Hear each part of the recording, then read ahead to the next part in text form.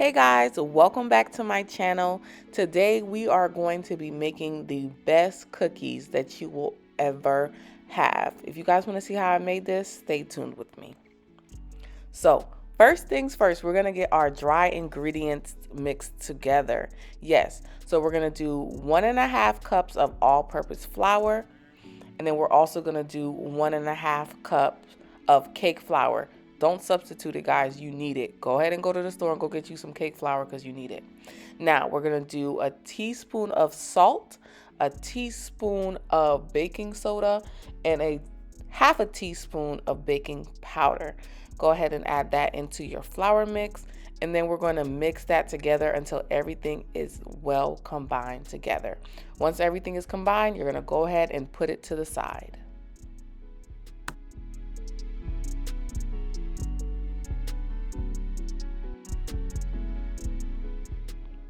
Now that we have our dry mixture, we can now start on our wet mixture. Now, I have 1 cup of butter flavored shortening. Now, by all means, you could use regular butter. I prefer to use shortening.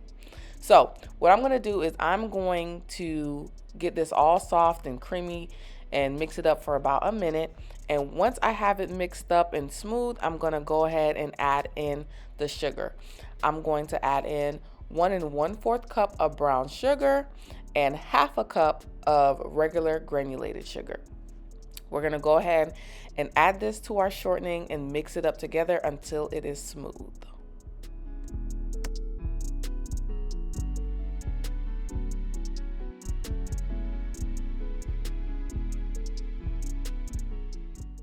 Now guys, don't forget to scrape your bowl down as you go, just to make sure that you're getting everything well combined and everything is, nothing is sticking to the bottom or to the sides of your bowl. So make sure that you take a break for a second and then scrape your bowl and then go back into it.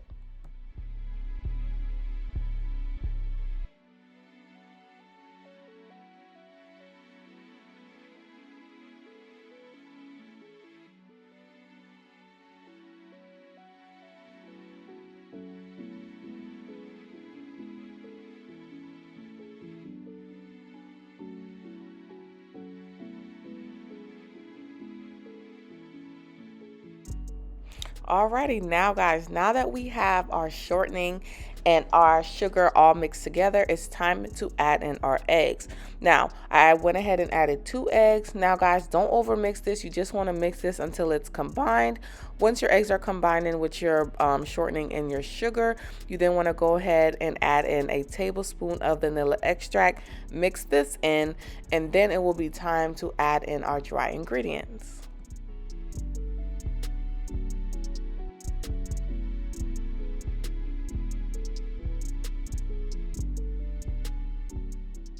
All right, now guys, listen up. It's time to add in the dry mixture that we prepared earlier.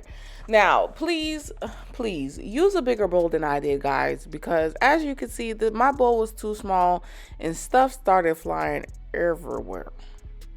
So just to keep that in mind, use a bigger bowl than I did. And also, this batter is very thick, so you are going to need some elbow grease. So go ahead and take your time. Add a little bit of flour at a time. Mix it up. Add more flour. Just take your time with it, okay? Because it is very thick. You're gonna need that little extra strength and patience. So take your time.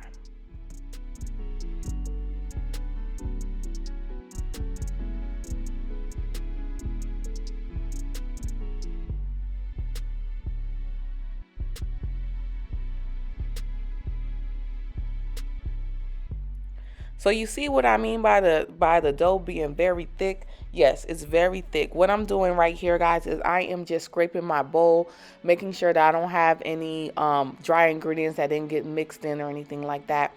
And once you do that, you then want to go ahead and add in your chocolate chips.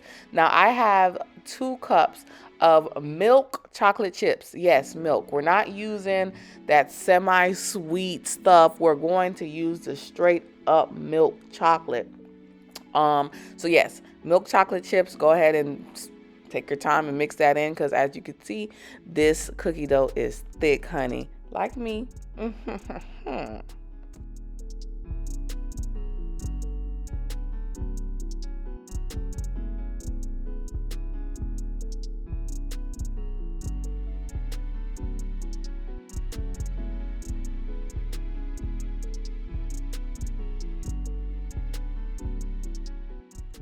So once all your chocolate chips are mixed into your cookie dough, you then want to go ahead and get them on a baking sheet. My oven is preheated to 350 degrees.